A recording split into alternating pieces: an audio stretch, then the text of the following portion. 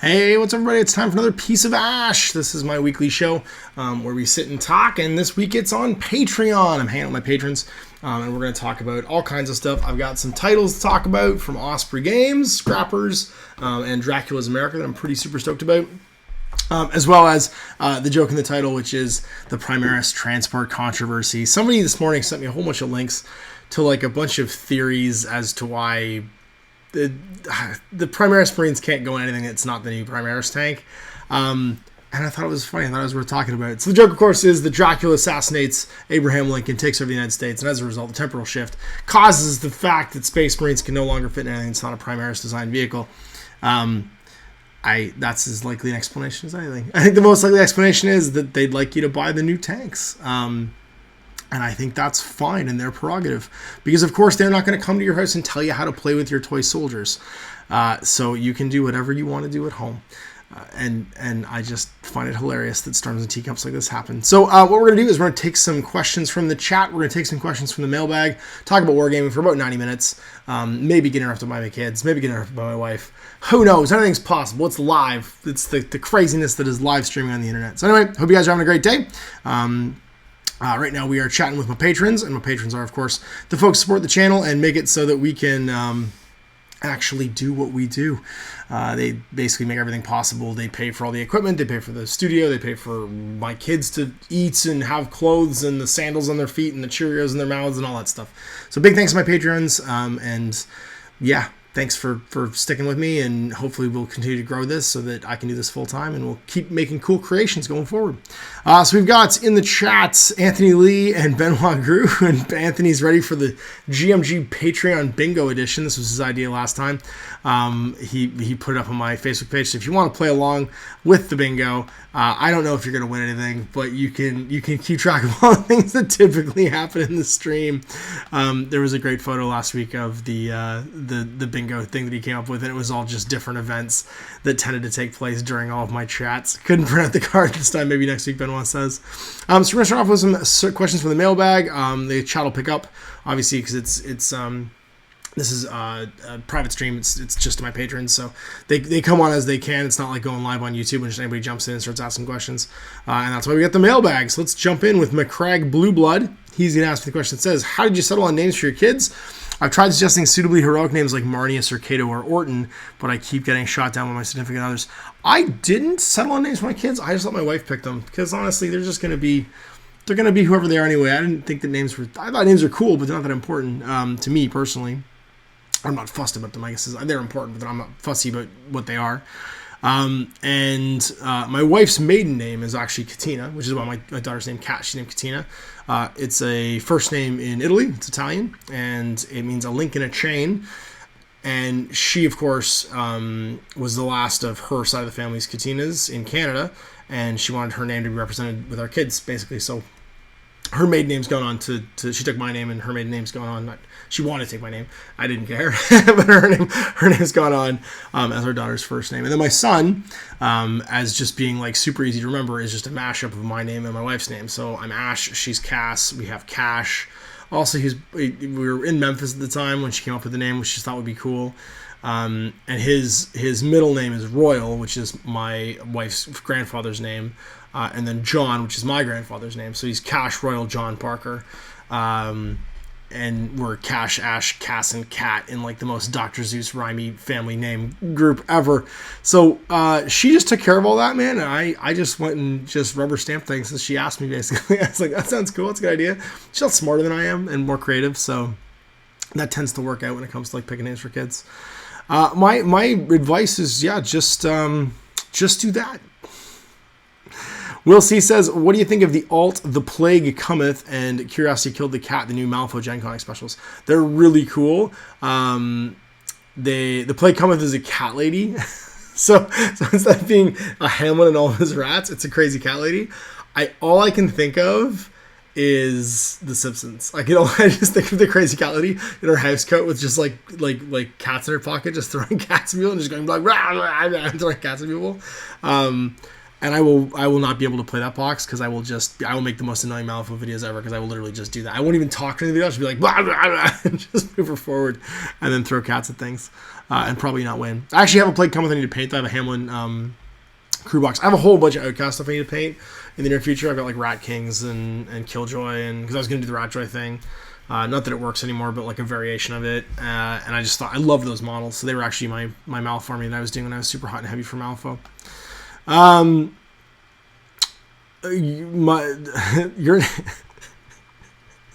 Your name. So his name. This just kills me. So you're gonna have to do this yourself. It's a comma, a period, a Y, a comma, a period, and then another. No, it's parentheses, period, Y, period, other parentheses is the name. And just type that out and you'll see why I'm laughing. Hi, Ash. I just started the prefecture of Ryu Star for Bushido, a decision based solely on the guy with the cool musket. What have I let myself into and how do they play? I haven't played prefecture, but they play a bit like a tankier Ito from what I've seen from the cards. They have samurais. The samurais are really good. They have lots of Ashikaru. The Ashikaru are actually pretty good too. The Ashikaru are slightly higher quality, I find, a bit shootier because they have the muskets and the RQBCAs and stuff like that. Compared to the Ito clan. So they're slightly different than the Ito stuff. The Ito tends to be a bit sneakier and faster and stuff. The whatchamacallit, the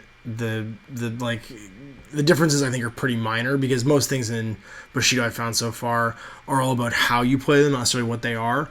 But yeah, no, I think you're good to go with just mixing up the samurais and the Ashikaru. So just what I would do though when I play Bushido is I always buy the theme packs, the cards with the theme packs in them, because that tends to tell you, that gives you new sort of like reference to all the keywords and stuff, because there's some intended design in how things like combo out and go together, and that's usually based on the theme. So like all of the samurai, Ashigaru, and not Shize, there's something else. There's another word, the one that means the Imperial Envoy.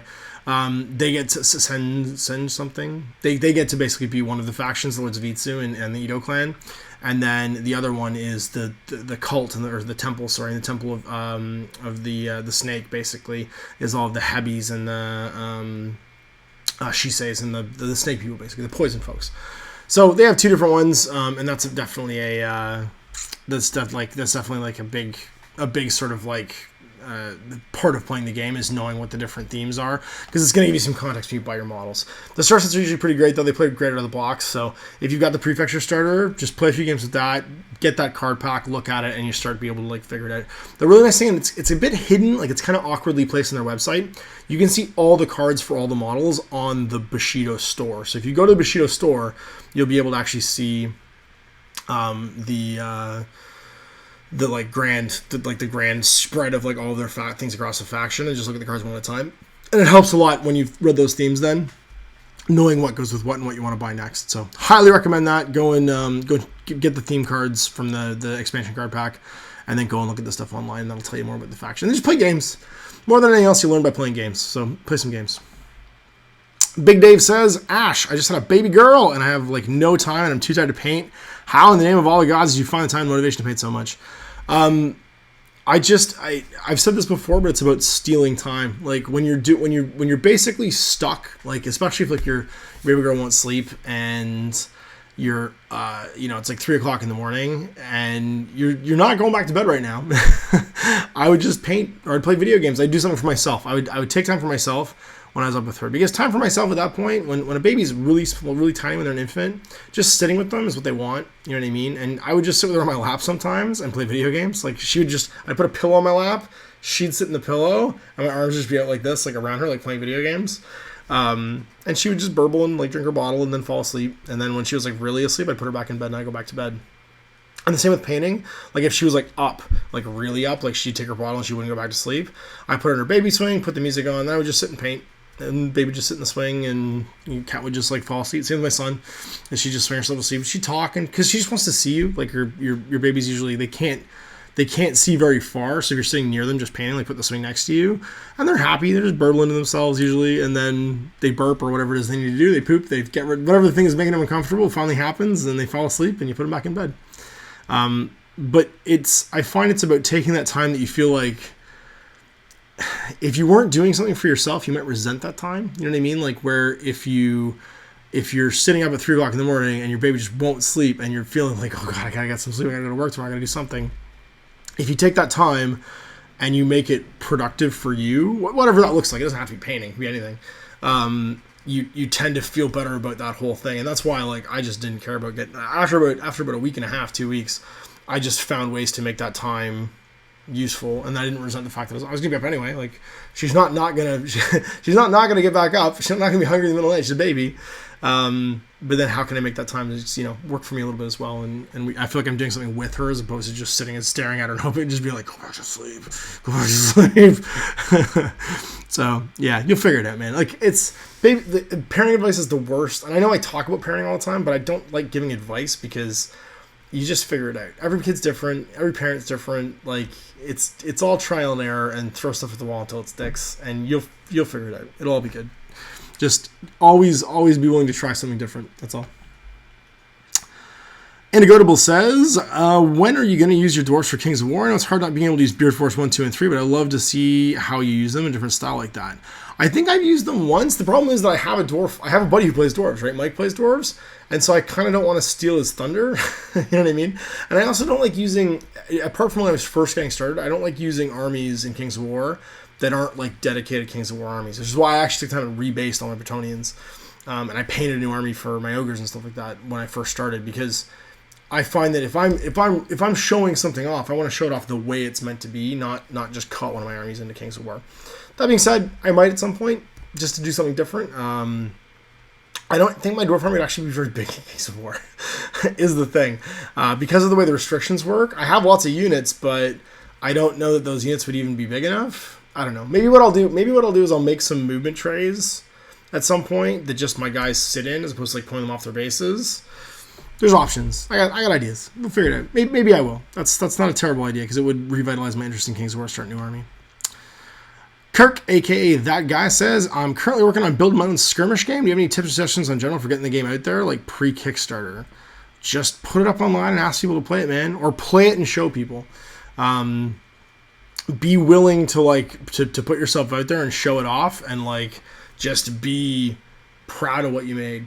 And I think that is the best thing for getting people to see a game, is just see people having fun doing it. So if you have the ability to do battle reports, even if it's not just even if it's not video, even if it's just take pictures with your cell phone or something like that while you're playing a game, make it pretty. You know what I mean? Like if you're gonna write a game, make sure that when you're presenting it for the first time to people, it looks fun, it looks pretty. Take some pictures and then just throw them into a slideshow or throw them up, because there's lots of programs right now out there where you can take video, pictures off your phone, and make a slideshow video of them, put them on YouTube, and just be like, hey, check it out, here's my game I wrote.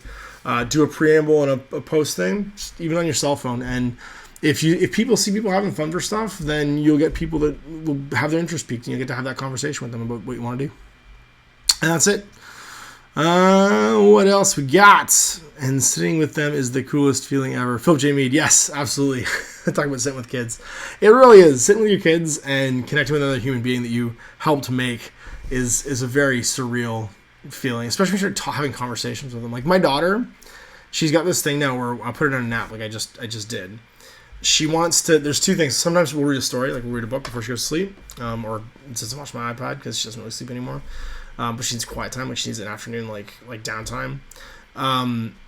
Or she'll actually ask me for stories in my head now, because I started telling her Brothers Grimm fairy tales and stuff, and she loved that. She actually really likes, not weirdly because she's my daughter, she likes scary stories. So she really likes Little Red Riding Hood because it's got that scary moment with the big bad wolf.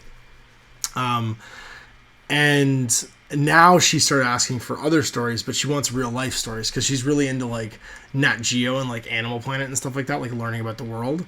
And so I've started just going on my phone and Googling famous places that I know about and reading the Wikipedias really fast, and then sitting down and telling her about them. And that's her nap time story. So we just did the Leaning Tower of Pisa, which she thought was really cool, and talking about Italy and how it's shaped like a boot, and she thought that was the coolest thing ever. And then we did Easter Island. And she was asking me, is that where the Easter Bunny comes from? Is that where eggs come from? And that to me is the coolest feeling ever, is when you're sitting with your not your daughter necessarily, but your child, and they've become articulate enough that you're having like a conversation and you're like literally you're witnessing their brain work. Like that is the coolest feeling when you watch their brain start to like roll over and start to figure things out and become fascinated with things. Ben says once they become teenagers and talking to them is all downhill. That's true. It's funny because like it's like the life cycle thing, right? Like some of you guys are having kids and you're getting that beginning spot, and I'm in that middle spot where they're cute and they're excited and they're intelligent, and Ben's on the other side of all that where they're just they're belligerent teenagers that live with him. Oh, Ben, you're my favorite.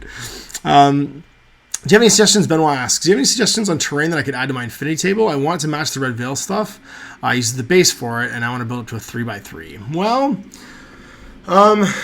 good table filling terrain for Infinity, I find, is all in solid shapes. I really like the Q buildings from Bandua. You can get them unpainted. You can also get the ones I had pre-painted. They come in a pre-painted set too, which is the black market stuff. And I find they are the best, like, generic Infinity terrain that I've used. You can stack the three of them. So they nest, right? You can stack them as one building, or you can pull them apart in their three smaller buildings.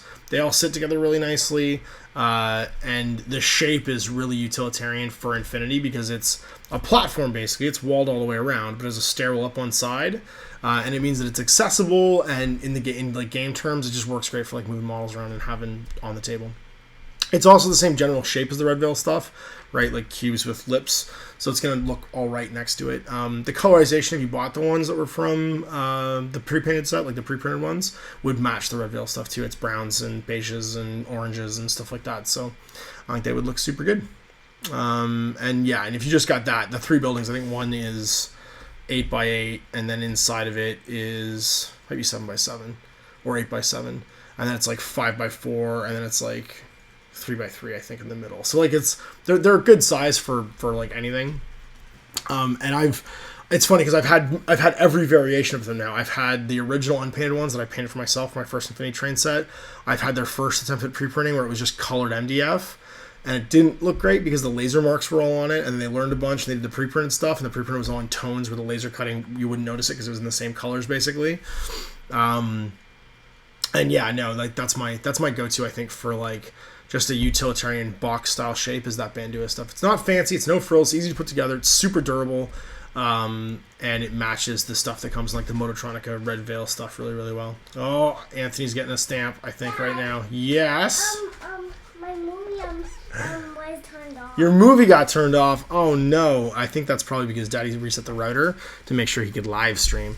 So we're going to take a pause real fast and be right back.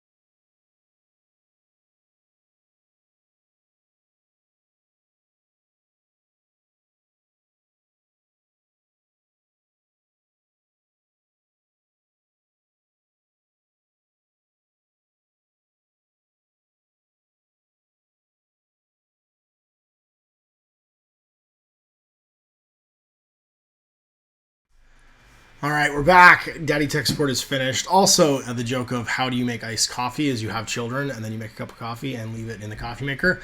I noticed on the way back was one of those things that I did. Art imitating life. Another stamp for you, Anthony, I think, on your bingo card.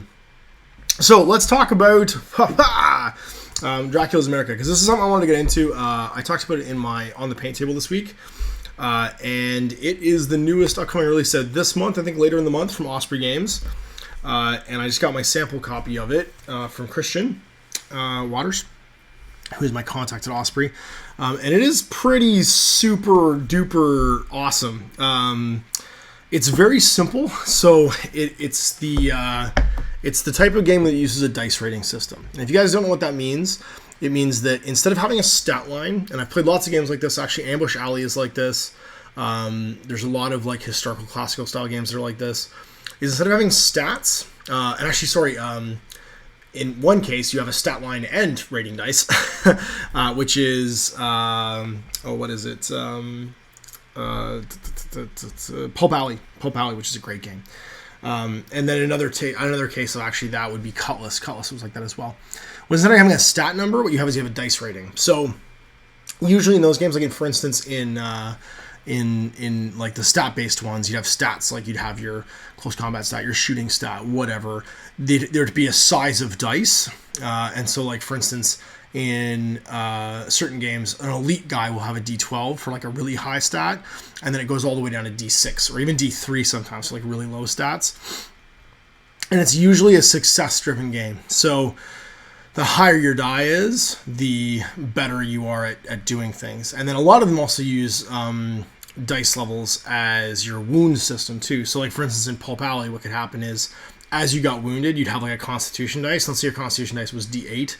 You'd use that to resist damage usually. And every time you take a wound, you'd drop a level of die. So you drop from a D8 to like let's say a D10 to a D8 or a D8 to a D6, and then it represents your stats degrading, like your abilities degrading. It's a really neat, innovative game design system. It's what I'm really fond of because, one, I like non-traditional game mechanics. I like it when you don't have a number stat and the same fixed dice, because it means that you actually have more potential on guys, like instead of always having the same potential. So like what I mean by that is, for instance, in Infinity, it's a D20 based system. Every model in the game, provided they're capable of doing something face-to-face, it's a 5% chance of winning. And it's a fixed 5%. So it doesn't matter how bad you are, how good you are. It's the golden BB theory of everybody gets lucky sometimes, and your attacker slips on a banana peel and falls on your sword or whatever it is, where there's a fixed 5% of winning. In dice pool tests like that, the thing that I really like is there's always like a blowing up of stats at that point. So if you get lucky, you can just beat your opponent, but it's not fixed on both sides like it is in Infinity, where there's a 5%. Either guy just wins. If you have a D12 and he has a D6, you spike a 7, 8, 9, and you just beat that guy because you're just better than he is. So it's a push-pull design mechanic. I like it, but it also means that it cuts both ways. Like I like it because a guy can just trump another guy, but it also means that there could be cases where you're just outclassed and you roll a D6 and you roll that 1 and you die. But they're swingy too, right? So it has that Frostgrave mentality of if you're using single dice, not dice pools, you can always go from 1 to 12. And you can low roll a D12 and be totally outclass a guy, and he just rolls higher than you and he wins. So it's a neat game mechanic. It's what I'm really fond of. And it uses a 3-rating veteran system, or a 3-rating sort of like training system, where guys are either heroes, they're veterans, or they're novices. And the novices are your basic entry-level guy. They're your grunts in the game. Veterans are your more like elite guys. Your leader starts off as a veteran, right? He's got some games under his belt. And then your heroes are the big guys. So in Dracula's America, a novice rolls a D6, a veteran rolls a D8, and a hero rolls a D10. And they do it for all their tests. So there's no stat line. It's just that's your die for any test, because that's your training level. And I haven't gotten far enough rules to know if they'd use that for a damage system as well. But I would get, if I'd written the game, that's how I would do it too. So that you're effectively, if you're a D6 rated guy, you have 1 wound. If you're a D8 rated guy, you have 2 wounds, because you can drop from D8 to D6 and then D6 down. And if you're a hero level guy, then you can have 3 wounds, because you can go D10 to D8 to D6 and then you're dead. It's got real simple basic construction. So the first thing that you do in the game is you pick your posse, and your posse is 5 guys. It's fixed. It's nice because everyone has the same basic sort of like group going out, and you pick the models to theme your stuff and the faction to theme your stuff, but you're not constrained by having to take X or Y model. Here's the bonuses and penalties you get for being X or Y faction represent how you want on the miniatures. And there's 5 factions in the book, which are really cool. If you haven't seen the premise of the game, Dracula assassinates Abraham Lincoln and takes over the U.S. government. So the Red Coven, basically, which is like his vampire thralls and stuff, are running America, and everyone's fleeing west into the brightest sunlight they can possibly find to try and outrun the vampires.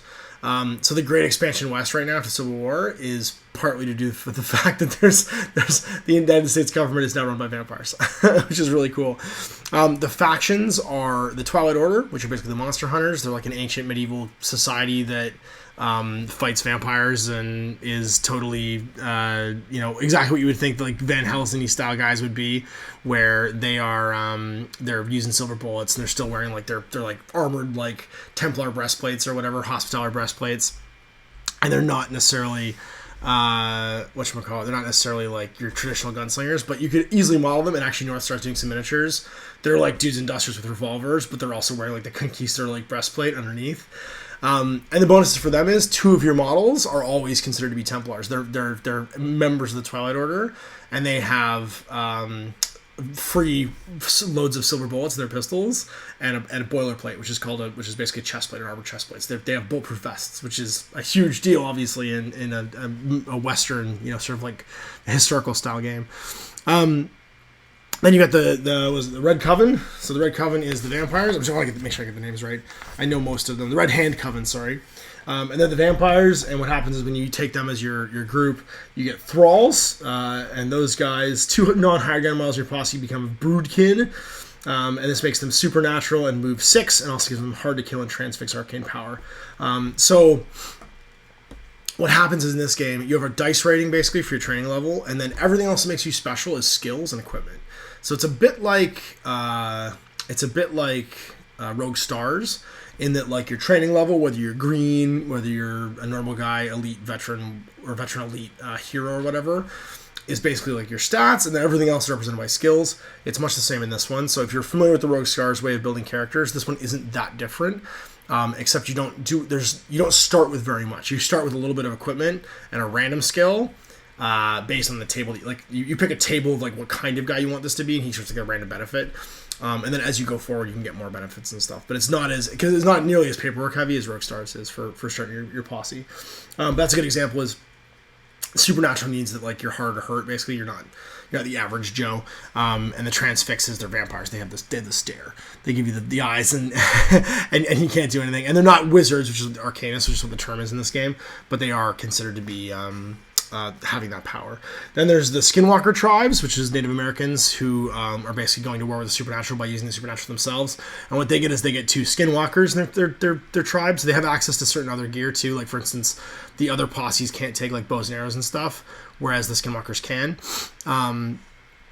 They have a little bit more gear selection, and then 2 guys basically start as normal dudes, but they have the transform power, and they can turn into a wolf or a bear. And you get additional special rules when you're a wolf and a bear, basically. So you start with that.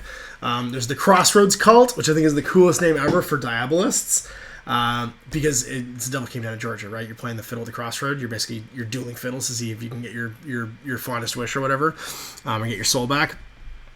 And that was pretty super cool. So the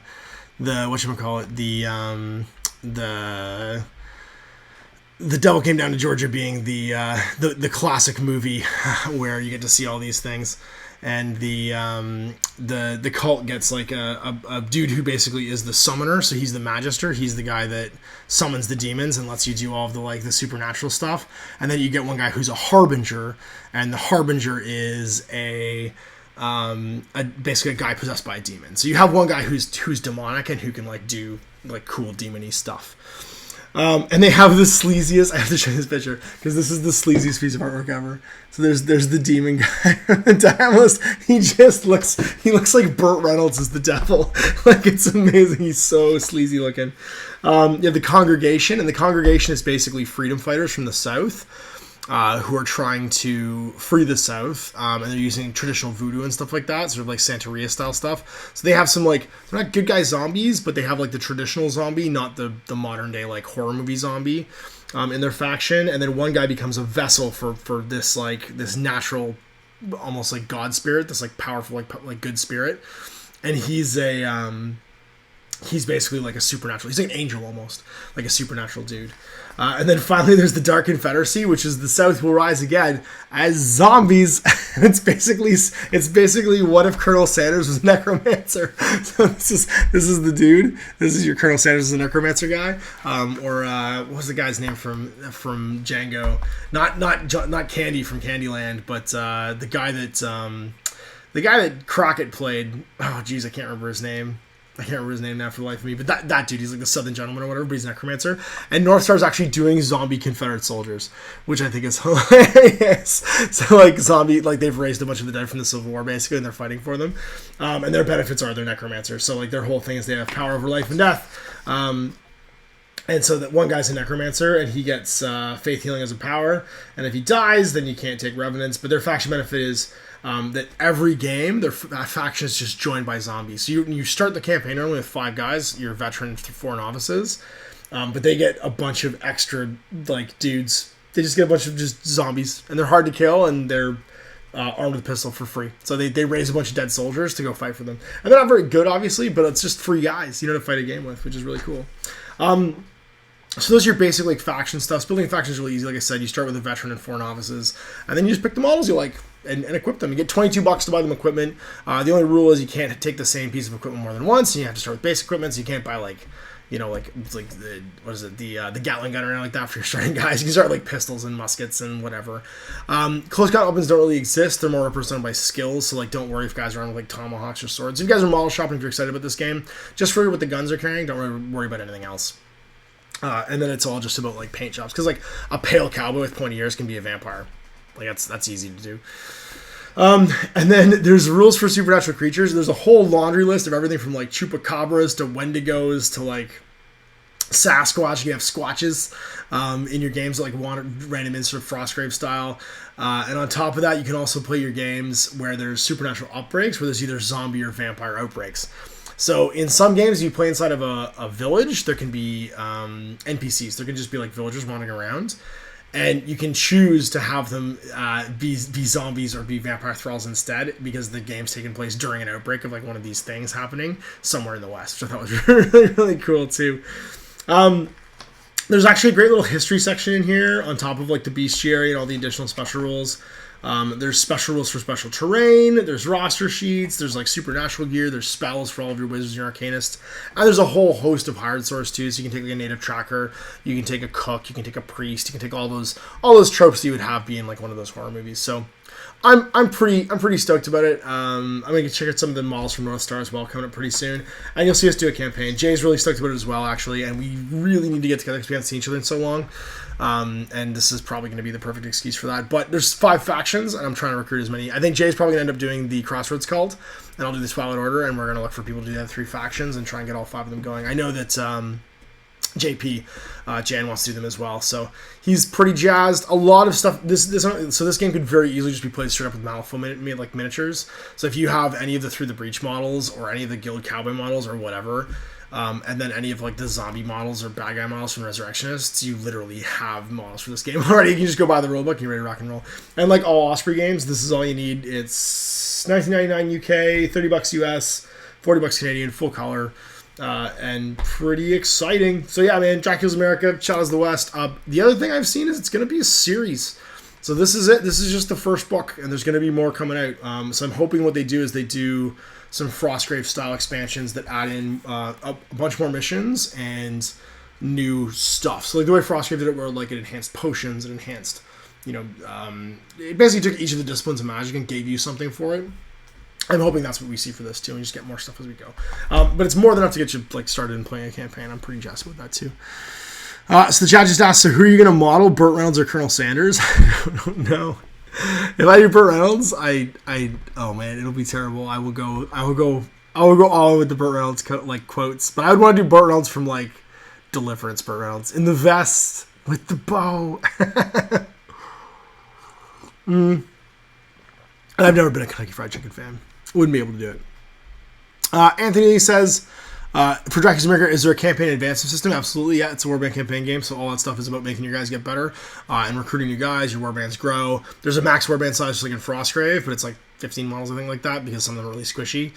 And there's also rules for playing it without supernatural stuff. If you just want to play it as an Old West game, you can as well. And then how does it stack up to a game like Frostgrave? It's just horses for courses. So if you like guns and zombies and supernatural stuff, this game's for you. If you like D&D style adventures, Frostgrave's for you. I think this is exactly the same kind of game as Frostgrave. It's recommended to play on a 3x3 table, so it's a kitchen table game. And it's just to scratch a different kind of itch, right? Like, the new Frostgrave Ghost Archipelago is going to come out, and it's very much going to be Robert E. Howard right? It's going to be Conan, Power of the Black Coast, and it's going to be jungle adventures and lizard people, and a lot more of an Indiana Jones feel. I have a feeling I'm going to end up painting a time-traveling archaeologist probably to be my supernatural dude. Or I'm going to do Will Ferrell from the Lost World. Not the Lost World. What was that one? The one with the Slee Stacks. Oh, jeez. How is it I remember the name Slee Stack and I don't remember the name of the show? It's not the Lost World, but it had that remake recently with Will Ferrell in it. Was it the Lost World? Something like that. When I think of Lost World, I think of Jurassic Park: The Lost World. But yeah, it's the Slee Stacks. Slee Stacks is bad guys. But yeah, no, I think it's just horses for courses. It's what are you currently excited about? Because it's one of those games where you can paint probably like 15 or 20 models, have all the models that you need to play the game. Your opponent plays like 5 to 10 models, and you guys play like a really fun couple months worth of campaign, and then 6 months later come back to it, start new warbands, and do the whole thing all over again. Like it'll be like Frostgrave like that, where the replay value is we just try something new and we get to do it again. We've got Nick. If you read comics, check out The Sixth Gun. Very similar, no vampires. Yeah, there's Jonah Hex. There's all kinds of there's a whole laundry list actually of great comics actually done like sort of like a not just supernaturally, but like sort of dark, grim, either horror or like thriller, sort of like Old West stuff, because it was such a grim time, Benoit says, eventually I get my Tombstone Kickstarter models. I think I could do some vampires. Yeah, easily. And they did a whole Undead Warband too for the Tombstone stuff, didn't they? I could easily use that for the Dark Confederacy. Just do the Necromancers and have them be your Revenants with pistols or whatever. Or even just be your guys.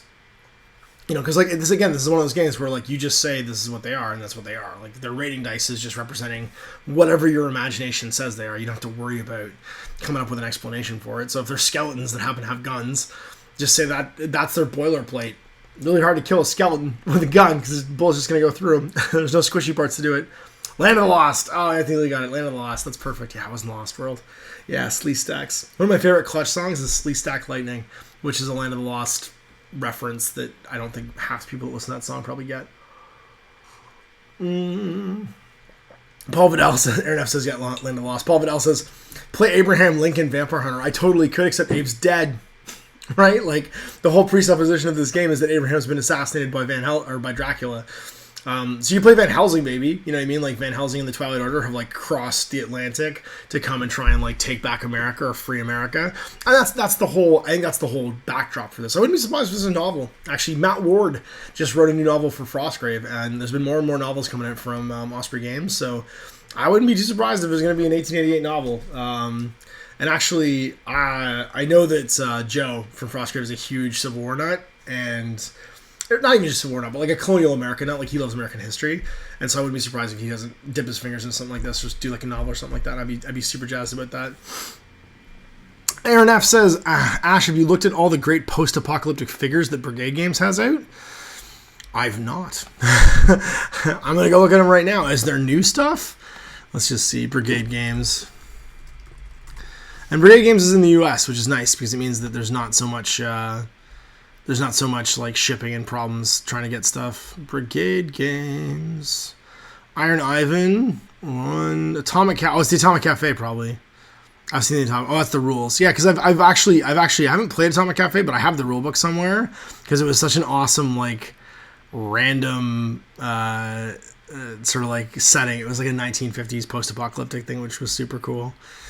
Brigade games. What are the Storm in the East, Atomic Cafe, Ends of the Earth, maybe? I'm not seeing a lot of new stuff from Brigade games. Mostly just their current stuff. I don't know if is there a name for the. I'll go back and check the chat in a second. But if there's a name for this line, maybe that'll help me find it. Mob Wars, I've seen those. American West, post-apocalyptic minis. Well, if anything's gonna be it, it'll be this. Ooh, these are cool. Wasteland Wanderers.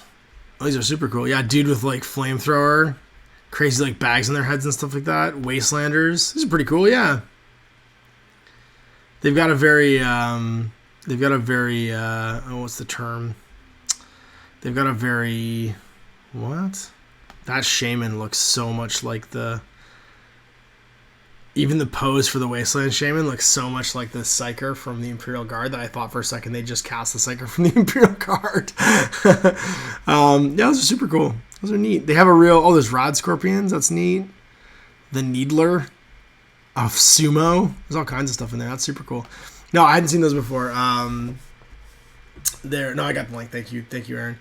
Yeah, no, it looks like very like North Star-y, like that same kind of like era of like sort of like cobblestone sort of style models. Nice. Looks cool. Ben says that Abraham Lincoln Vampire just came back on Netflix. I was actually trying to watch Pride and Prejudice and Zombies. I couldn't get through it. I just couldn't do it. It's just such a weird premise. Like, I love the idea of like a Victorian era zombie movie. Like, that's such a cool like idea, but I couldn't get into the flick. Like, it just didn't do it for me. I don't know why. I wasn't the world's biggest fan. I'm gonna jump back to the mailbag and finish off these questions, and then we'll come back to the chat. So you guys ask more questions in the chat so I can get it going. Give me a fine slice of dat. Ash asks, what online communities do you find to be most helpful and useful, and which is the most chocolate? Nice 4chan bingo, by the way. That wasn't mine. That's all Anthony Lee. He's in the chat right now. You can thank Anthony for the idea behind the GMG bingo. Maybe he'll do a new one based on this episode, and you guys can get one bi-weekly for the patrons, because I think that'd be hilarious. If he posted, I'll post it up bi-weekly in the Patreon group, and you guys can do the Ash bingo and see if everything happens. So what online communities do you think are the most helpful and useful? I think every online community. Okay, well, actually, what I'm about to say, I'm going to say is the second half. I think that's probably better. So, most helpful and useful, I think, is based upon what you're looking to get. So when I go and look at online communities, which I don't do very often anymore, I'll be honest. I used to do it a ton when I was sitting either waiting for an airplane to take off or land or whatever, because I was bored. I'd be looking for inspiration usually. I'd be looking for something that would make me want to go and sit and paint 5 more miniatures, you know what I mean, or start a new project or do something. And so that's what I typically go to online communities for, is inspiration. And that's my personal driver. And so for me, it was always the Let Adventure forum. That was my favorite. It still is my favorite forum on the internet. It's just guys, and the reason for that is just guys and gals doing stuff because they're passionate about it. It's all mostly projects for either home-written games or convention games or at-home games. It's not usually based on any specific like rule set or companies like thing, or you know, to go and play in tournaments or something like that. It's just guys making stuff because they love making stuff, and there's something so pure about that. Like that really just like echoes with me, and I guess rings my bell as a hobbyist. So I would highly recommend it if you just love looking at pictures of models and seeing people's you know, just like creative process. There's tons of vlogs of like people making their post-apocalyptic tables, and people making their, you know, whatever like period or setting or whatever. And the thing's all basically divided by settings. So if you're interested in a certain setting, like post-apocalyptic or World War I or whatever, there's a sub-forum that'll just take you right to that. So fantasy, there's even a whole Frostgrave forum where you can see people's Frostgrave stuff. And to me, that's just fantastic. I love seeing other people's being passionate and sharing that. And because they're so busy doing that, there's almost never any of the usual discussion about companies or rules or whatever. Every now and again, one will get kicked off, and it's usually just shut down. Like, it shuts down in like 2 minutes, and it just goes back to the regular scheduled like pictures of really cool projects and models, and people's conversions and stuff. And so then the second one, which ones I find to be most toxic, I don't actually find any particular group to be more toxic than another, but I do find some groups are predicated upon news and rumors as opposed to doing the hobby. So it's almost like when I find a group that's more predicated upon talking about the industry, the hobby in the abstract, right? As opposed to, hey, we're a bunch of people doing the hobby, let's share that with each other. It's, hey, we're a bunch of people observing the hobby and giving our opinions on it. Those tend to be the most toxic, right? So it's news and rumors, like websites and forums and Facebook groups and stuff. And the ones that like to do op-ed pieces, right? So when it might be divided by game, but even all the subforums are mostly just talking about the current events in the game, and they're not so interested in sharing what individual people are doing.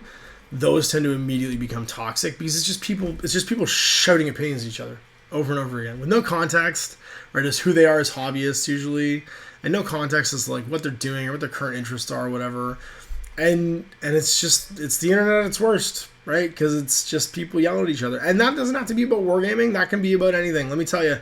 One of my favorite things for forums when I'd be bored was reading about like hiking and backpacking and climbing and stuff like that, and gear reviews. And it's such a stupid thing. It's actually funny because there is just as much pack ratting and collecting stuff in like the outdoors like hobby industry as there is in this hobby industry. And in fact, I own an entire basement and storage unit full of like camping and hiking gear that since my kids have been born, I just haven't been using, right? Because I can't take them with me because it'd be too dangerous, and they're not capable of doing most of what it is, and which I'll slowly be getting back to. In fact, if you look behind me, I've just put new mantles into my Coleman lantern to take the kids to Grand Bend in a couple weeks.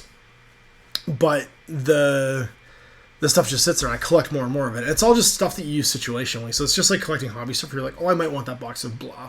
And, so I'm going to buy it now, or I see it on sale, it's in a bargain bin, and I just put it on a shelf and it sits there.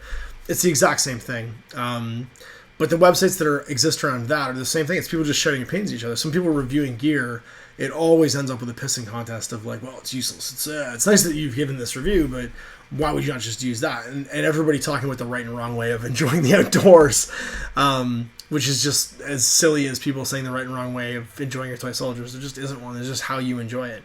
And so it's those websites that are about something that everyone's equally passionate about, but they exist not necessarily to let people share what they're doing, but for people to post opinions and talk about the current events. So it's the abstract, not the definitive, I guess. And that's it.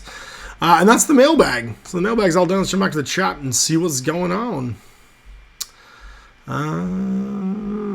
In the bingo, you need to add a guess for the new toy potty My Little Pony on the background. You have to try and it's like a search. So Anthony has to add something where you have to try and find something in the background that wasn't there this week, or see something from last week that wasn't there this week. Obviously, the potty's still there. That's still happening.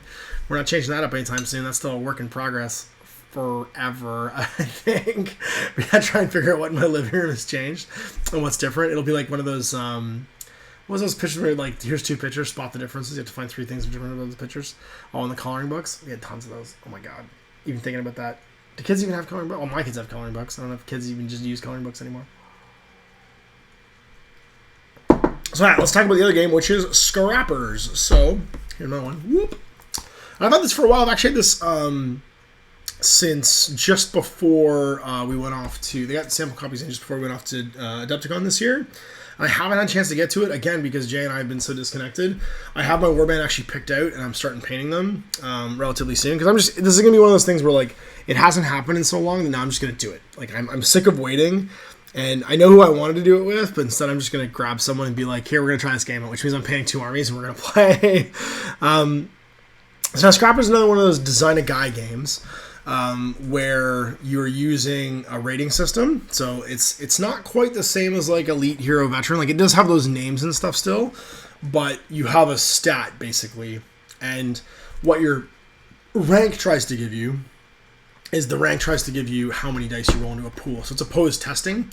And you add typically your stat to the test, and your opponent adds his stat to the test, and then you add any modifiers, and then the high roll wins and the low roll loses. So it is a roll high the game. Uses D10s. And the basis for it is not unlike, if you guys play Destiny, it's that kind of future apocalypse. So it's not a post-apocalypse that's like a dusty Mad Max-y style apocalypse or even a Fallout-y 1950 style apocalypse. It's a sci-fi apocalypse. And that means, like, if you look, there's 3 different classes of life forms, and they're all represented on this thing right here. There's true humans. There's synthetics, which are dudes who are, of course, robots. And then there are mutants. There are Newmans, as they call them, new humans. And those 3 classifications can make up your warband. And when you pick a faction, part of what you're picking is their orientation towards these 3 things. Like, for instance, my factions can be freelancers. They're basically the crew from Serenity. Like, they're the do-any-job hired guns. And they don't care. They'll have anybody work for anybody. So you can have a mixture of mutants, synths, and humans, and they're just fine with that. Whereas if you play the Purge, guess what they're not into? Anything that's not human. The Purge is all about fire and brimstone and purifying and making sure that you defend humanity.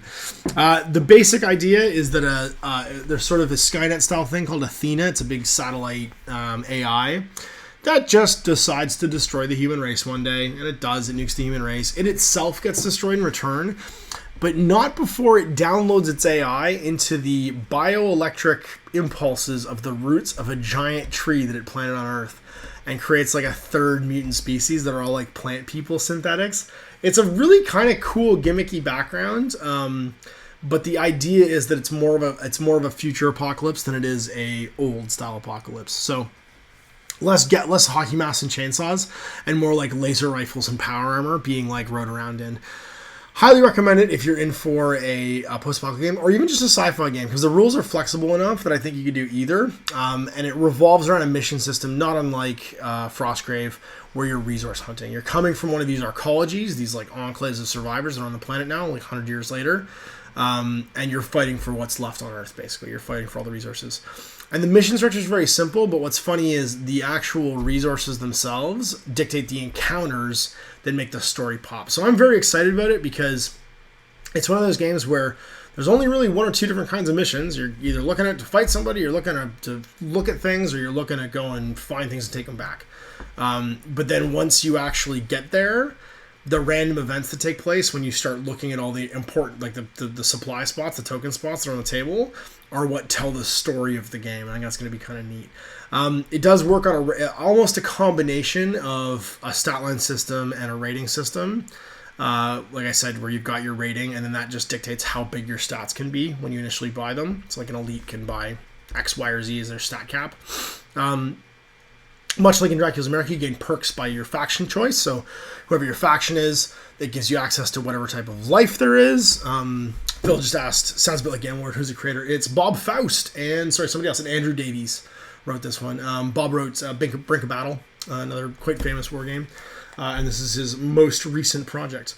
If you are going to start designing characters, highly recommend you go to the website for Brink of Battle and download. He's got a quick reference sheet of all of the costs of things, along with the actual roster sheet for the game. It makes it way easier than flipping around and trying to find, because first you find your stat costs, then there's a huge laundry list of the stuff, like the cost for all the skills and stuff.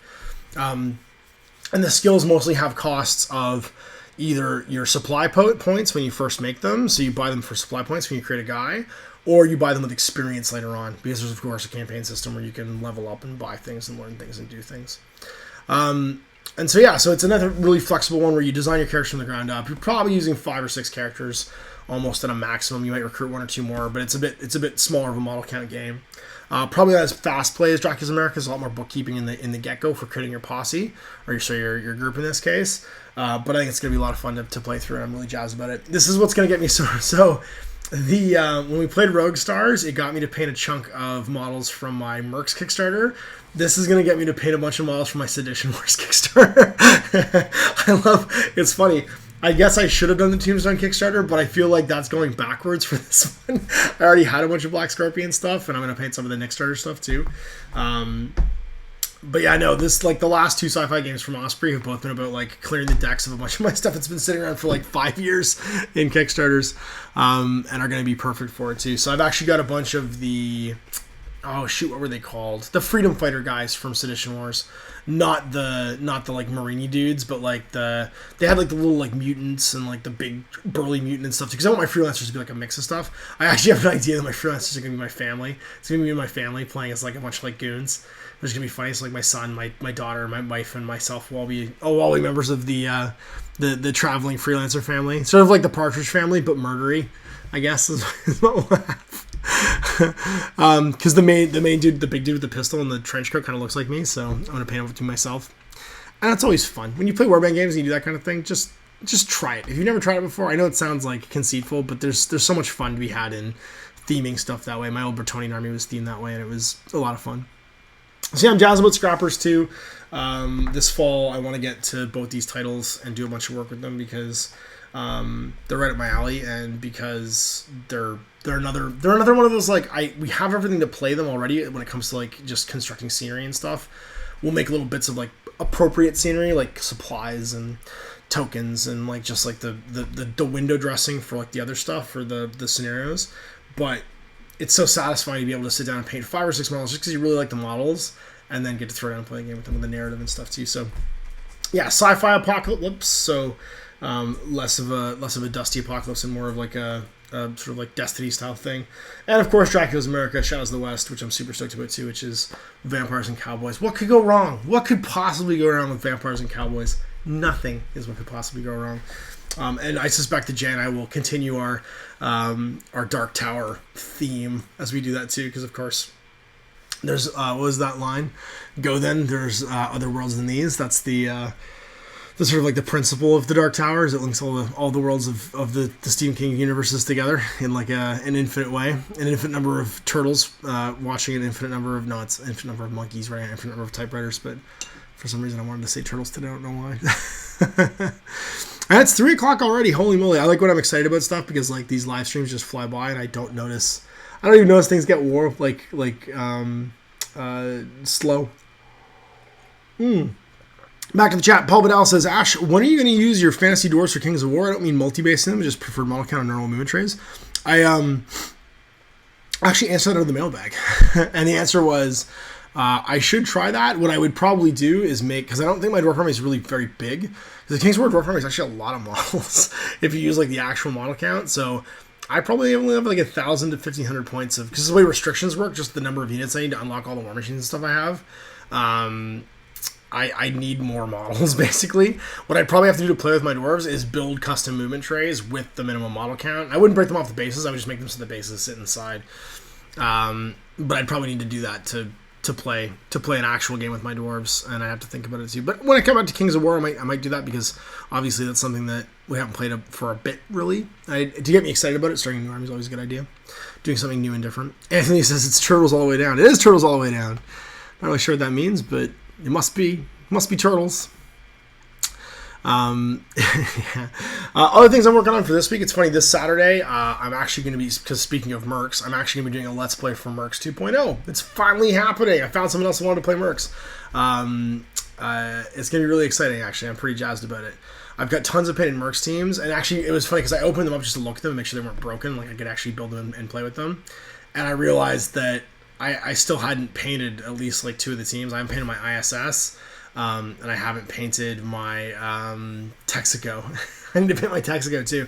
But the Texaco models would make perfect like any post-apocalyptic game models. I should really just paint them and use them as like This Is Not a Test or Fallout models because they're so perfect. Like they all have like the cowboy hats and the dusters, and they make perfect like NCR California side of the world original Fallout guys. Which is funny. I know that there's all this talk about the whatchamacallit, the New Vegas Fallout not being in the new Fallout miniature game, which I think is a shame because I thought it was one of all the new Fallout video games. I thought it was the best. To be honest, I thought it was the coolest. And there's all kinds of behind the scene reasons. I'm sure they're all perfectly valid as to how that's complicated. You know what I mean? With Bethesda owns it, Obsidian made it, how that all works. But if you're going to go right back to Fallout 1, that's where it's set. Fallout was originally set in California, right? It was really set on the West Coast. And I find it strange to not have California represented so far. But they seem to be sticking with Fallout 4.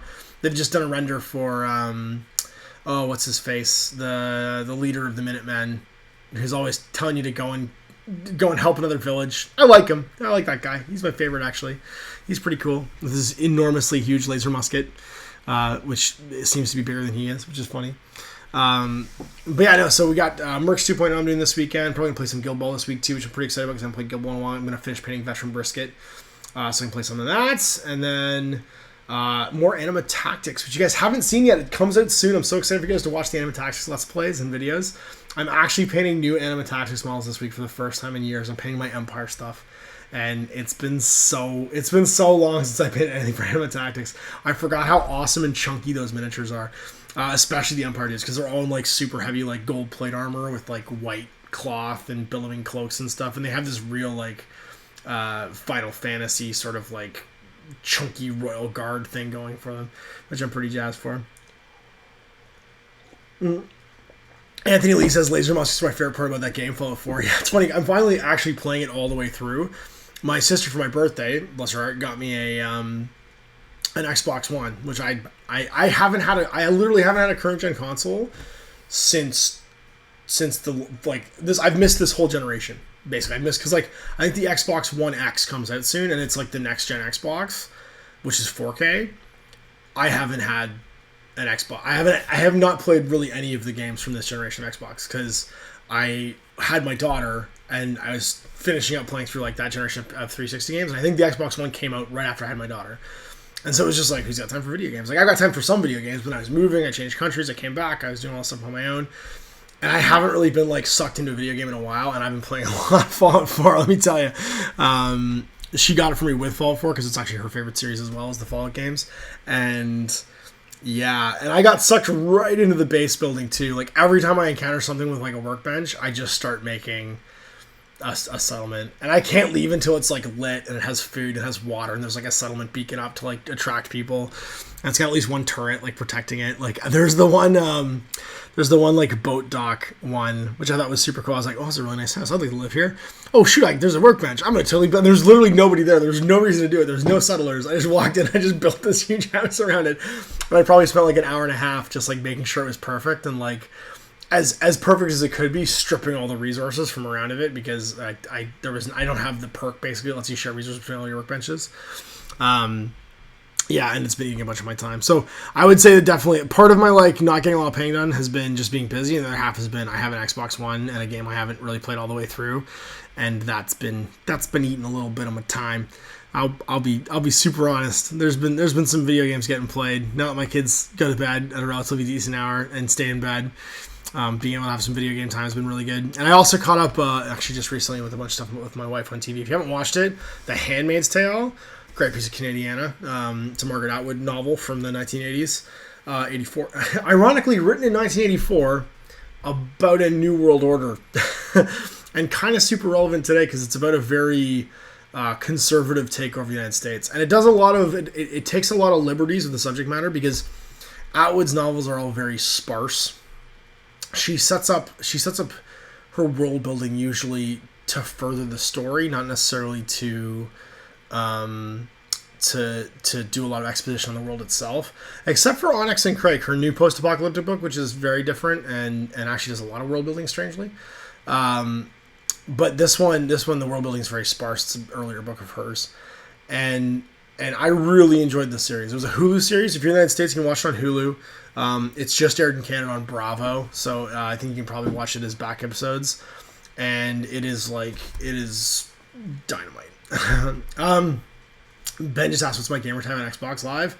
It's my name as an anagram, so it's Bear Shark, but it's spelt as a the anagram of Ash Barker, by the way, is Bear Shark. So if you ever wanted to, if you know what anagrams are, that's the funny anagram of my name. And it's all done in like leet speak, so like numbers and letters. Just try any combination until you find me. But yeah, I know the new Handmaid's Tale, it does such a great job of like world building, and it hilariously makes Canada like the greatest country on earth. It was really well done. The acting was fantastic, the directing was fantastic, the whole kit and boom was just great. So I can't say enough good things about it. If you haven't got a chance to watch The Handmaid's Tale and you like post-apocalyptia, and just like dystopian sort of stuff in the general sense of things, I would highly recommend it. Oh, hilarious! Even as we're talking, and I'm talking about Fallout 4, a new preview for Fallout just came out. Oh, who's this? It's a synth. There we go. It's synth models, so there's some synth stuff's out. And the synths will be the bad guys, as they are, as the Institute is the bad guy thing. That's pretty cool. It's like a rotten synth with like an Institute pistol, and then a synth with a shock baton and Institute rifle, and that's pretty awesome. Yeah, new dev blog. I'll put up the link in the chat right now so you guys can check it out. But new stuff from Modifius on the new Fallout game. There it is. Check that out. Dancing Pigeon just says, just got back to Australia from Spain. Jet lag means I'm up in time for a piece of ash. Yay, Dancing Pigeon. I'm back from Spain. You were in Spain for Interplanetary, man. How'd you do? I hope you did great. It was, if you guys don't know, it was just a little while ago. And they were showing off also what I'm also super excited about, which is the new Aristia game. They did some demos for it. And if you've joined the Aristia Facebook group, there's a huge bunch of pictures that were put up of it. They made these custom boards that are kind of like Tron-y, like hexagon, like light pillars and stuff people are moving through. It looked rad. Like super, super cool. So yeah, if you haven't had a chance to check out the new stuff for not just painted miniatures, but also some like the demo boards they had from Interplanetary, which kicked off actually my the Interplanetary 2 weekends ago, or not this past weekend, the weekend before, kicked off my talk about Kickstarter as well. A lot of interesting things happened in Interplanetary this year. And some controversy too. There's some controversy, bunch of drama, which you guys can read about when you read about Interplanetary. There's no one for your thing. I want to see these synths again. Yeah, I'm excited about this game. I'm really excited about Fallout. I like all post-apocalyptic games, but Fallout has a special place. I mean, obviously we've already done Fallout because we did Nickel City Stories, and wrote our own, the Great Lakes Wasteland basically into the game. But what's great is that the Fallout 4 area is not that far away from us. You can go and be in New England basically, and Boston just by driving down the 90 from where we are in Niagara. So that whole story is not too far from the Great Lakes Wasteland, which means the Institute's infiltration of the new Dominion of Canada could happen soon. And I think when we do the Fallout thing, it'll probably be a continuation of Nickel City Stories. We'll just use a new rule set to play Nickel City Stories, and we'll make up some window dressing for it. You know what I mean? Have the Institute try to slip synths across the border to the new Dominion, which is our version of Ronto. Of course, there's not really anything written about the what's going on in Ronto and stuff. Dancing Pigeon says, thanks, I got the 10th, and to be honest, just happy to be able to play some of my other factions without feeling pressured out to practice. Also, Aristia is really fun, and what's the drama? Oh, if you don't know what the drama is, dude, then just you read up some of the forum stuff about what's been going on in Interplanetary. Apparently there was some dramas about games. You know how it is, tournaments and drama.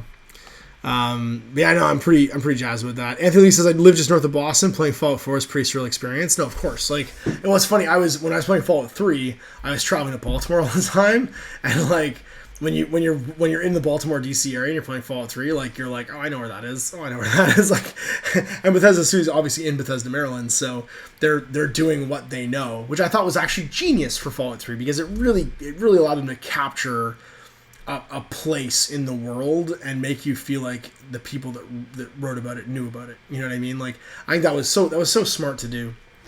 And then going a bit further down the road, you know what I mean, and going to Boston, and going to Massachusetts and stuff like that, and New England is just really smart too. Like, it was such a great.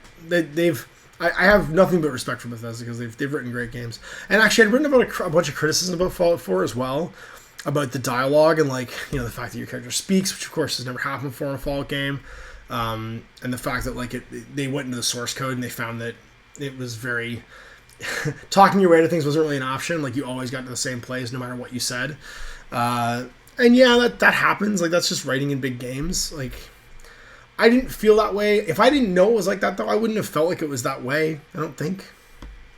I don't know. It's, to me, it's just. I like the illusion of choice even if I know I don't have a choice. I've had no problems with the dialogue in Fallout 4 so far, basically. I've really enjoyed it. I thought it was a lot of fun. And the crafting and role building that you get to do into it has been has obviously stolen a bunch of hours of my life, so I'm fine with that. I went to bed for the first time in probably months at 1 o'clock in the morning last night just because I stayed up playing. We finished watching The Handmaid's Tale, and then I stayed up for an hour playing Fallout. And literally all I did was I got to 2 of the Lost Patrol sites. Because I was like, I've got to stop building bases and just like go do something. So I found a radio signal, and I just followed it. So I was like, oh, here's all the dead Brotherhood of Steel guys. Oh, here's another dead Brotherhood of Steel guy over in the whatchamacallit, the National Guard training barracks. And I followed the third one, and it takes you to satellite array, and it's just like, oh, here's a bunch of super mutants. Oh, I'm dead. Because the suicider runs at me with like the mini nuke and just explodes the world. I think the problem was I didn't die from the mini nuke. I got far enough away, but it like chain reaction like 25 cars around me, and the cars just all exploded and killed me because I forgot the cars explode in that game. Don't ever go near a bunch of piles of cars when you're gonna get mini nuked. Aaron F says, yeah, I was stationed in Annapolis, Maryland when Fallout 3 was out, and it was great going around and looking at everything, comparing it to the game. Of course, right? Like, it's funny. I used to go to, because I used to run a bunch of stores in the Maryland, D.C. area, and the Annapolis stores are my favorites. That part of Annapolis down there is just so cool. I used to go to the East Mountain Sports that's down there by the GW store in Annapolis that used to be there. It's actually gone now. And I used to always eat lunch at the Nando's in the Annapolis Mall there. That Nando's was boss. That's where I discovered Nando's, actually. It's not where I discovered Piri Piri Chicken, but it's where I discovered Nando's. It was before Nando's came to Canada, actually. It was probably like 5-6 years ago now. Great place. And then Anthony Lee says, I proposed to my wife on Swan's Island. Revisiting that was kind of a shock, to say the least. Yeah, it doesn't look like it did probably when you proposed to her in Fallout 3 or Fallout 4. Dancing Pigeon says, okay, I don't go on the official forums at all. It's always interesting finding out what drama makes it out into the internets. Yeah, that's just people playing games, man. If you want to see about it, you'll go see about it. But more importantly, go look at the pretty pictures from all the other games, because the pretty pictures were super duper pretty. And it's, oh my gosh, it's 20 after 3 already. We are just crushing out this piece of ash super duper quickly. And just go back to the chat. See what the questions are. People who also whine. Oh, sorry, we got another question. It is. No, it's gone. Paul Vidal asks, "What's in your opinion, some of the best and worst business practices of most local game stores?" This is a good one to edit on, because this is probably a pretty in-depth answer, and you guys probably ask some follow-up questions to it, or pretty in-depth. Yeah, it'll be an in-depth answer. So best and worst practices. Best practice. First of all, the answers to all these questions depend upon the strength and the weakness of the local game store owner. Because if you are a guy who, so I say guy in the general sense, obviously anyone can own a game store. If you're a person who, or a business owner who is also a hobbyist, so if you get high on your own supply, like if you like the stuff that you sell, you're obviously going to have preferences, things you like, and that's going to be a double-edged sword. So it's going to make you good at selling them, right, and wanting to stock them and knowledgeable about them, but it's also going to predispose you towards them, even if they don't make any money. And so that can be a thing that is both good and bad. And so I think the first good habit that a local game store can get into is figure out what you're not good at. So if you're a game store owner, the thing that you should know is you should be very good at self-reflection and very good at looking at yourself and saying, why do I stock this thing? Do I stock this thing because it pays the bills, because it makes me money? So like for instance, I have zero interest in collectible card games, like none at all. Personally, I would never play one. I don't see my brain doesn't work that way. I'm not making anything, so I'm not contributing to the experience of it, and so I have no connection to the result of it being played.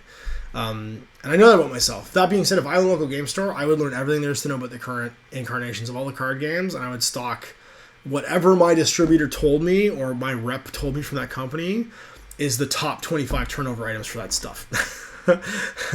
And I would keep it in stock at all times, because I understand how these things work, and I understand that certain things that are consumable, they require almost no effort for me to actually stock and sell.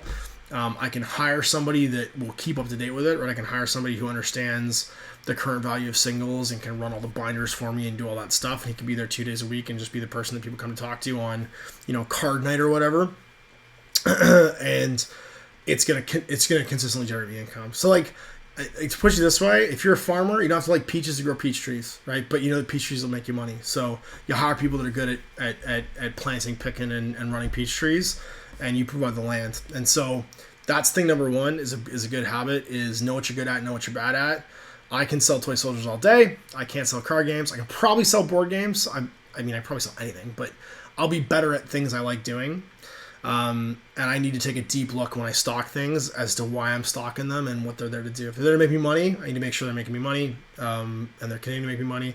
If they're there because I like them, I have to be sure that there's not more things there that I like because I like them that aren't making me money, as there are things that are just going to bring in capital income.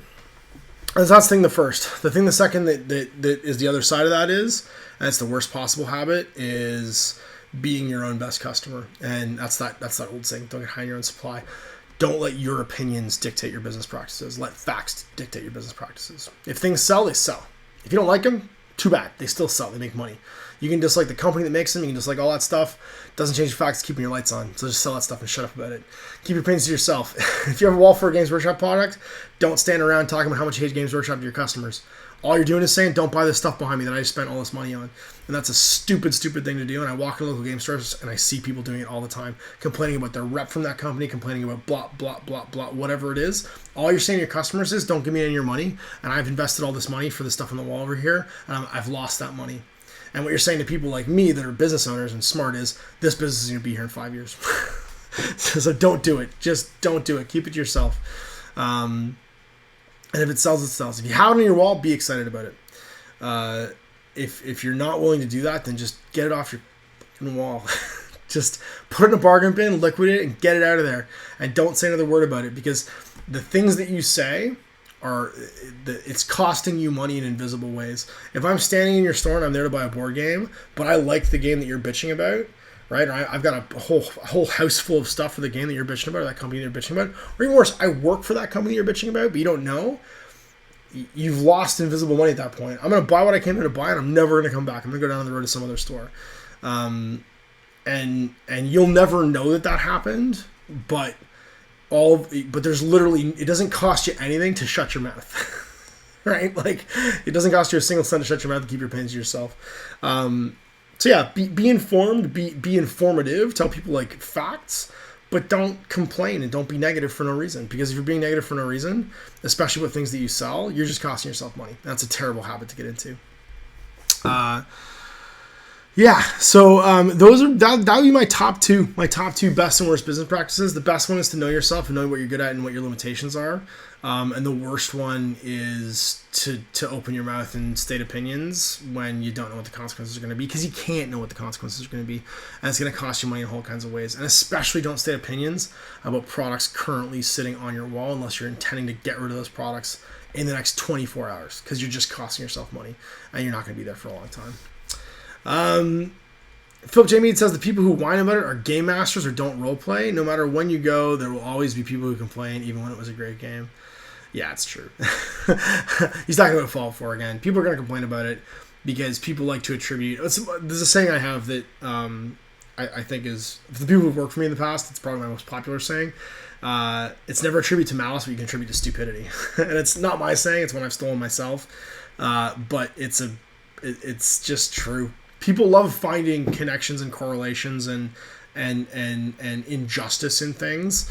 And 99 times out of 100, in my experience, obviously there's going to be odd corner cases and stuff like that. Most things that are done that are injurious or could be attributed to malice are being done because I'm stupid or didn't know or didn't think about it or is just thoughtless. That's it.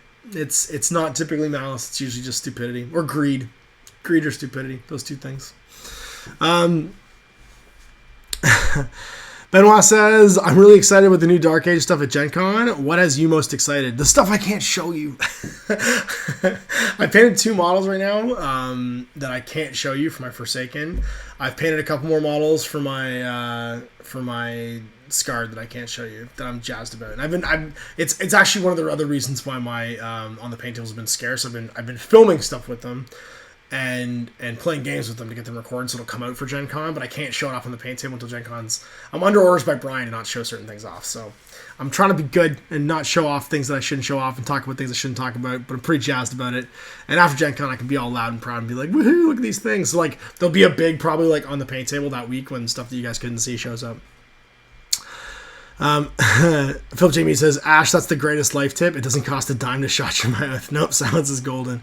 And Aaron F, never run a business an excuse for your own collection. Absolutely. All three of you guys, you've definitely, you've heard it. You understand what I'm putting down here, because that's, all three of those things are, when I walk into a game store and I see that happening with a business owner, all it says in the back of my head is like, this place isn't going to be here in 3 years. Like, and the odd corner case that it usually is there, it's because that guy owns the building. It's because he lives upstairs and the store is something for him to come downstairs and do every day. Not because he needs to make money. He's just there to keep the lights on and keep him having company. Dancing Pigeon says, you mentioned really liking the Horde the most for the Scarred. Can you say anything as to why? Without getting into specifics, obviously that's what I'm trying to avoid here, I'll just say that Brian and his playtesters have done a great job of making them great again. Of making the Horde and the Scarred Army feel like the most terrifying part of it. The stuff that was crazy from the last one isn't crazy anymore, but it still can get to that place. It just requires you to actually play the game. You don't get the things up front that you used to get up front anymore. And the focus is definitely on the big cool models, and I think that's all I'll say about that. But when you see the rules, you'll see what I'm talking about, and I'm just jazzed for it. I think every game you should feel excited. If you spend, how about put it this way, as a business, Cool Mini is a business. Your players should feel the most excited when that big, cool, expensive model they spent a ton of time painting, they put it down, and it really is the centerpiece of their army, not just in visual terms, but in play terms too. And I think the new Scarred really encapture that. You everything's cool and good and useful, but those big monsters that the Scarred like notorious for, there's a real spotlight shone on how cool they can be, and I'm jazzed about that. So I think it's gonna be really cool. I think you guys are really gonna enjoy it. It's gonna be a cool release, and there's also other stuff coming out that is really cool too that you'll see at Gen Con, which I'm jazzed about too. So yeah, no, and we're coming up on 3:30. Holy moly, there's only 3 minutes left. So I got to have a rant about retail stores right there at the end. Thanks for that, guys. That's always really cathartic to get that out. It's been a few years since I've yelled at someone that runs a retail store, and just, that's my jam. Love doing that. Love telling people they're being dumb and they should make money. At least get paid a lot of money to do that. And then we got to talk about the new Scarred in broad generalization terms, and that you guys should all go see Brian over at the Cool Mini booth at Gen Con. Gen Con, of course, being Gen Con 50 this year. It's going to be a sweaty mess. It's going to be the sweatiest mess ever, but it's still going to be super fun for you guys. And fight your way over to the Cool Mini booth. You should get to see some other new stuff too, because I think they're going to have the Song of Ice and Fire probably front and center, because it's their big Kickstarter. I think it's about to end. I don't know. I haven't paid much attention to the Kickstarter, but apparently they're already revising rules. They took the Kings of War movement out and they put in Warhammer Fantasy movement because people were complaining on the Kickstarter page. I don't know. there's stuff to go see, so go see it. But go see it at Brian. Give him a high five because he works really hard. And this is his Gen Con 50, so he's gonna be tired. So give him. Actually, he'll probably give you a hug, but just at least go give him an attaboy because he's been working really hard this year. He's done a good job with what he's been doing. And that's it for me. So yeah, no, I should just. Do you ever get that thing? This is a parent thing. You have a coffee that kind of hovers around your mouth, but because you're talking to your kids, you're doing something, it never actually makes it in your mouth. And now I'm talking to you guys, and I just realized I was about to put my coffee down that I picked up, and I'd never actually taken a sip of it. Take a sip of my coffee now. And it's gone. So yeah, that's gonna round this off. It's 3:29 and we're all done. So another piece of Ash. Thanks guys for hanging out and chatting with me. Thanks for being patrons.